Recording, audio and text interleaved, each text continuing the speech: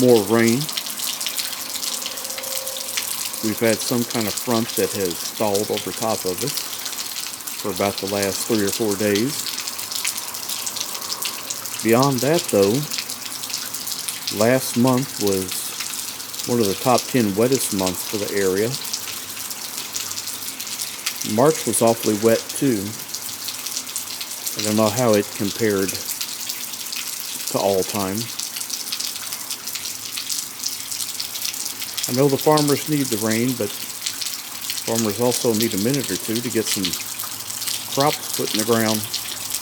And with the flooding we had,